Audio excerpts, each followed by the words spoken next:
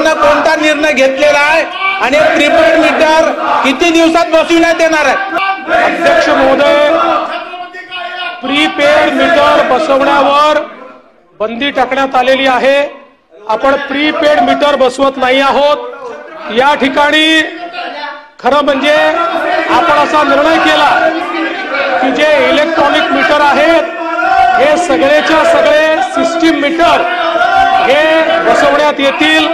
त्याप्रमाणे आपण system metre बसवणं सुरू केलं आहे। सगळ्या फीडरवर हे मीटर बसवण्यात आलेले आहेत। आता ट्रान्सफॉर्मरवर मीटर बसवणं चाललेलं आहे आणि ग्राहकांना प्रीपेड मीटर नाही तर ग्राहकांना पूर्वीप्रमाणे पोस्टपेड पण इलेक्ट्रॉनिक मीटर हे लावण्यात येणार आहे, जेणेकरून ग्राहकांना देखील जो काही एक त्यांचा विरोध होता प्रीपेड मीटरला तो आपण मान्य केलेला आहे।